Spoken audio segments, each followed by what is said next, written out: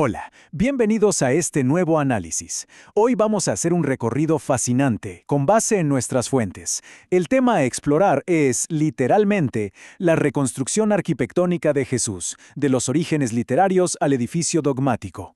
Lo que haremos es deconstruir toda esta inmensa evolución histórica, literaria y antropológica, sin ningún tipo de sesgo ideológico, basándonos puramente en la evidencia académica. Así que vamos al grano.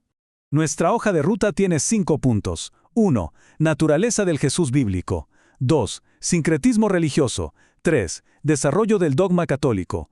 4. Fechas y atributos físicos. Y 5. El dilema ético. ¿Listo? El mapa está claro. Comencemos. Sección 1. La naturaleza del Jesús bíblico. Los cimientos. Entramos directo a la primera fase para ver cómo el consenso académico analiza la raíz de todo esto. Para arrancar, la fuente nos plantea una premisa que prácticamente lo cambia todo. Ojo con esta cita porque es clave. El Jesús de la Biblia funciona como un personaje literario. Esto no invalida la existencia de un referente real, pero reconoce que lo que se lee es una construcción narrativa. Básicamente el punto aquí es entender que no estamos frente a una crónica periodística o fáctica, sino ante pura literatura estructurada. Esto nos permite entender cómo las sociedades antiguas construían a sus héroes desde cero. Y para demostrarlo, la fuente detalla 5 mecanismos de construcción literaria. Primero, los evangelios funcionan como biothei, es decir, biografías antiguas. Seleccionan, omiten y reordenan eventos para un mensaje teológico en lugar de presentar datos exactos. Segundo, las diferencias literarias. Por un lado tenemos al Jesús humano y emocional de Marcos versus el logos divino y preexistente de Juan. Tercero, la intertextualidad o midrash, esto es la relectura de textos previos, haciendo que Jesús actúe como un nuevo Moisés o Elías. Cuarto, la tradición oral, una estilización antropológica de los eos, disolviendo al hombre real en un arquetipo. Y quinto, el silencio de fuentes contemporáneas. No hay menciones no cristianas durante su vida, reforzando una proyección narrativa. Es todo un aparataje literario impresionante, ¿verdad? Sección 2. Sincretismo religioso. Las materias primas. Ya vimos los cimientos literarios. Ahora veamos cómo la institución absorbió elementos de otras culturas para sobrevivir y volverse relevante en el inmenso imperio romano. Miremos esta comparación directa con el concepto del buen pastor. El origen, Hermes o Apolo. El pastor griego que lleva un animal simbolizaba la filantropía y el cuidado del alma. ¿El cambio? La Iglesia adoptó esta estética visual para que los nuevos conversos identificaran a Cristo con las virtudes de dioses protectores conocidos. Pura estrategia asimilativa para generar empatía rápida. ¿Y qué me dicen de la famosa aureola? El origen, iconografía solar de Helios, Apolo y Mitra. Los rayos de luz alrededor de la cabeza indicaban divinidad y soberanía cósmica. El cambio, al adoptar la aureola, la Iglesia elevó a Jesús de un profeta judío a un rey sol, victorioso sobre las tinieblas. Fue literalmente tomar un símbolo pagano de victoria y rebautizarlo. Pasa exactamente lo mismo con la figura de la Virgen y el niño. El origen, la iconografía de una virgen amamantando o sosteniendo a un niño, es una copia de la diosa egipcia Isis con su hijo Horus. El cambio, absorber a la Gran Madre, dio al Jesús dogmático una genealogía divina idéntica a la de los dioses antiguos, haciéndolo digerible para los paganos. Una verdadera jugada maestra de expansión cultural. Pero ojo que el sincretismo no fue solo visual, también fue profundamente filosófico. El origen, la filosofía griega neoplatónica hablaba del logos como el principio racional que ordena el universo. El cambio, la Iglesia fusionó al Jesús histórico con el logos de Platón, convirtiéndolo en una entidad metafísica abstracta, distanciándolo del mesianismo judío. Aquí damos un salto enorme, de un líder local a un concepto metafísico universal. Además, la fuente subraya paralelismos innegables con las religiones de misterio en 3 áreas fundamentales.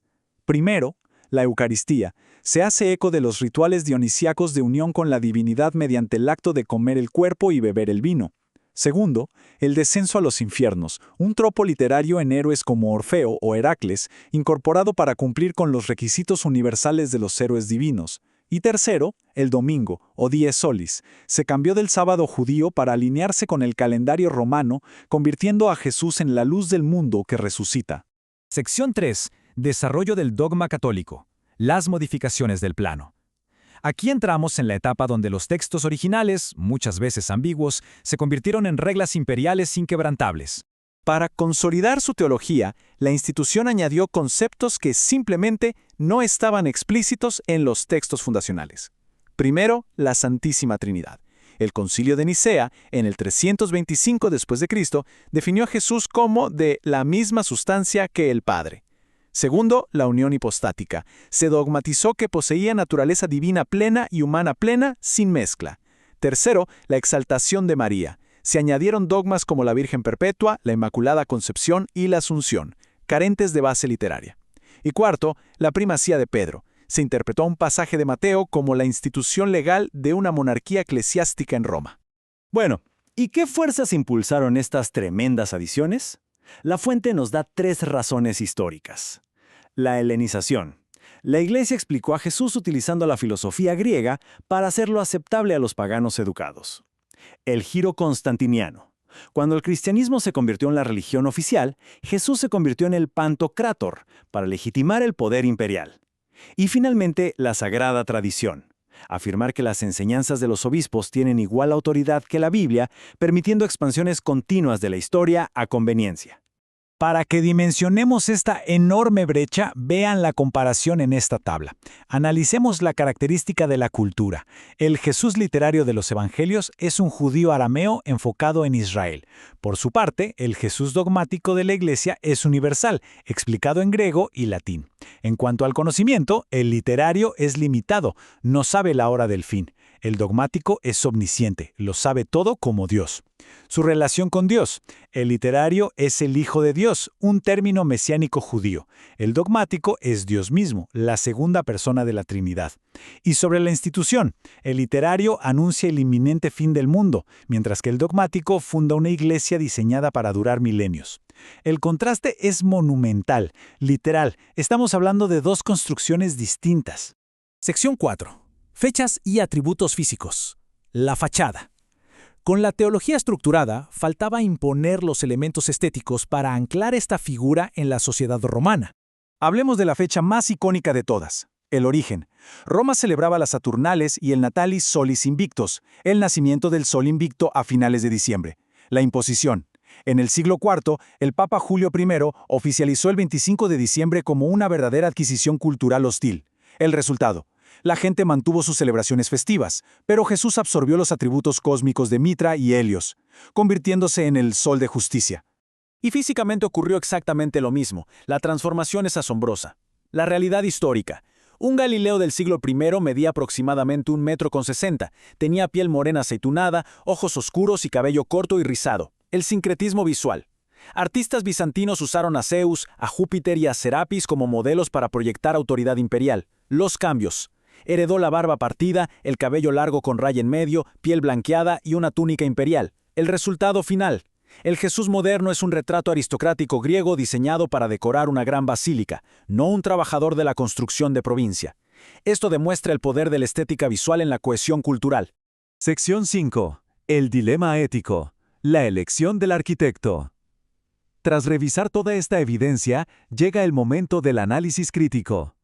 ¿Se justificaban tantas modificaciones? La fuente nos pone contra la pared con esta tremenda pregunta.